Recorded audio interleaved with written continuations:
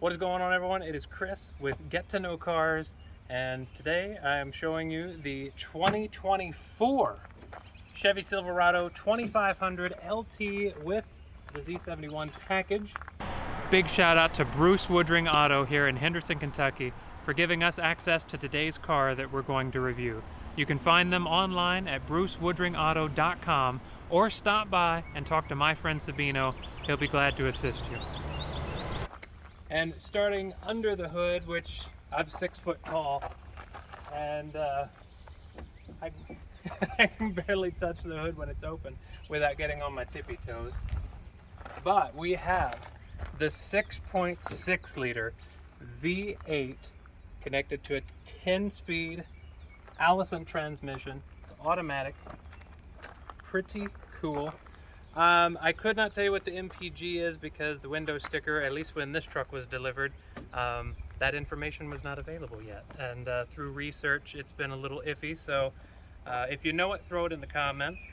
Coming around to the front though, for 2024, not much has really changed on the outside. We still just have the classic Silverado grille with our bow tie badging. We have halogen lights and LED fog lights.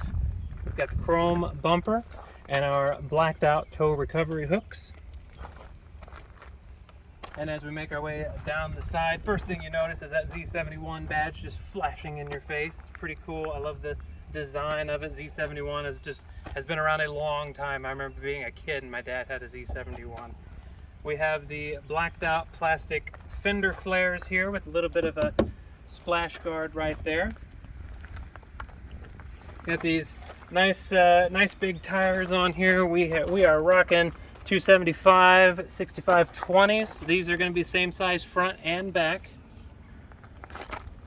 Got our 2500 HD badging right there. We got our side step. Not all of them have the side step, just depends on the options that you get. We have our automatic lock and unlock feature in the door handle. Got our nice big hauling type side mirror. Got the your regular one and then your blind spot mirror. This one does not have an added blind spot alert, but I mean you have the blind spot mirror. You got an LED light right here. We got our side step right here, so if you're tying something in the back, you can pop right up in there. We got our capless refueling, and the fuel door itself does not lock, just pops right open. It is gasoline, not the diesel version, this one anyway.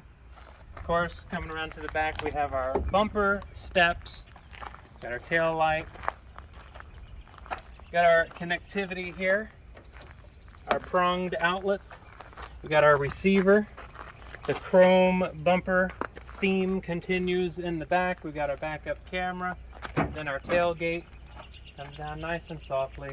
We have the spray-in liner. There's some features that this particular model doesn't have that you will find on others, like some pronged outlets on that side.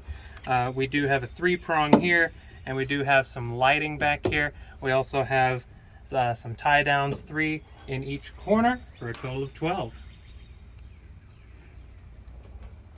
And one more note here on the Silverado, you do also get the wonderful spare tire here at the back, just in case. Starting right here in the door panel, plenty amount of storage, not going to be much to complain about. Put a couple drinks in here and maybe a pair of gloves, couple snacks, whatever works for you. We've got our window controls. The mirrors are power adjusted on the side, lock and unlock.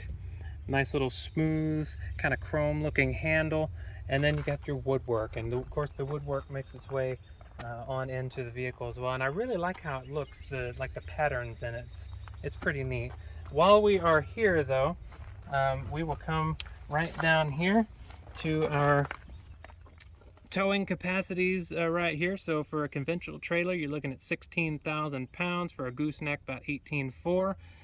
Max payload is going to be 3532. So there you go. All right, right here to the left of our steering wheel, we have our electronic parking brake. We have our electronic parking brake. We have our drive modes, 4 low, 4 high, 2 high, and then this is your lighting options. You have a bed light, you have a fog light. This controls the lighting of your gauge cluster, and of course these are the lights for the front of the vehicle.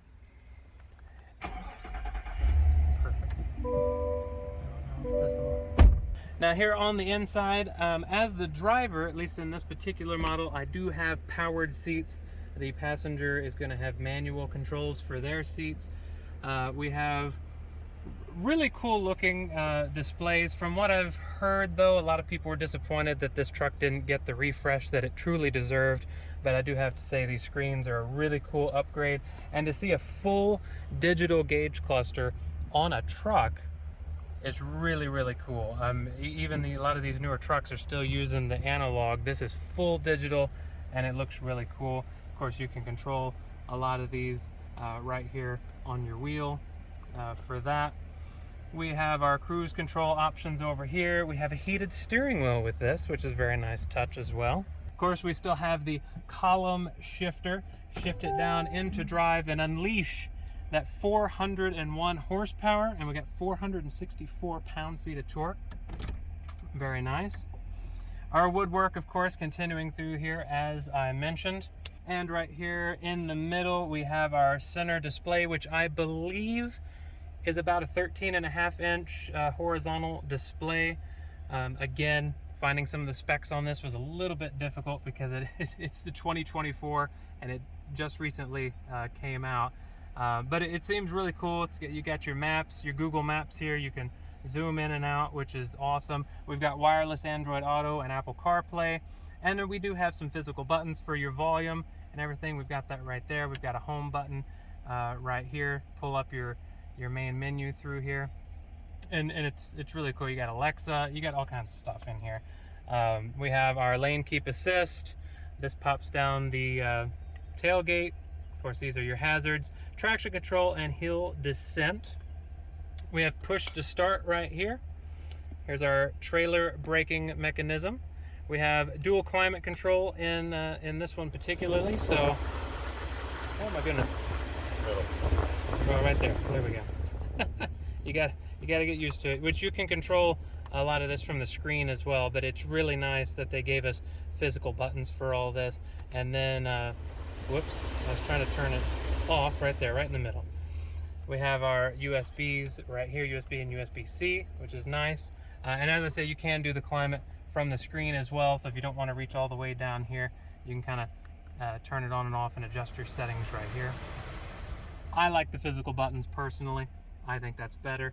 And moving over here, we're continuing that kind of classic Chevy theme of the dual glove boxes, which is nice. This one, not overly practical, but I do like that it has a ledge right here. So if you put something in here and then when you open it, it's not going to come falling out, which is nice. This is just kind of a standard glove box right there.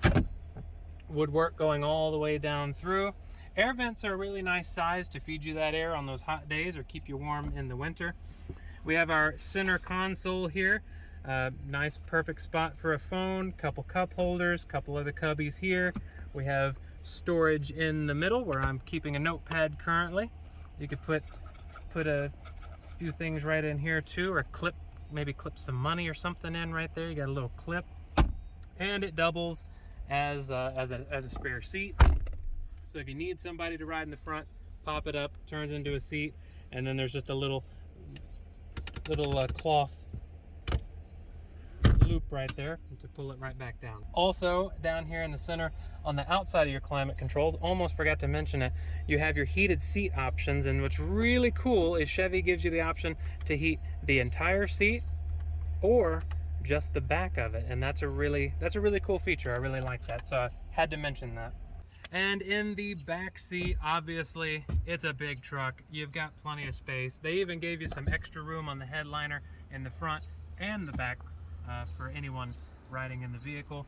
We do have a couple of amenities for your backseat passengers, including some climate vents, USB ports, and a 3-prong outlet, which is a very nice touch. We don't have what we've seen like we saw in the Chevy Silverado Custom. We don't have the little cubbies within the seats, nor do we have a folding armrest with cup holders, but the seats do raise up.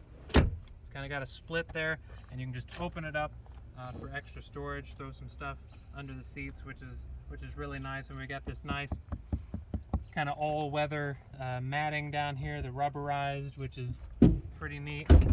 Just for the sake of the review, I'll do it, but I don't think there's any question that the space is not an issue at all. We do have pockets in the back of the seats as well, which is pretty cool.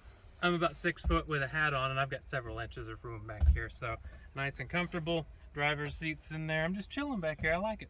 I like it. Nice and spacious. Here is the key fob for the Chevy Silverado. Nothing crazy, like the badging on it. You know, it works. And just to clarify, on the Silverado, it does have the keyless lock and unlock, but it's not going to be where you put your hand in and it unlocks. It's all going to be done through the button. The button to unlock and the button to lock. Right now it's running, so it won't be. You use the button to lock and to unlock, just to clarify. So this has been Tyler, that's been Chris, unfortunately, and this has been a 2024 Chevy Silverado 2500. Stay safe, have fun, put the pedal down, and we will see you next time. Drive it like you stole it. Catch you next time.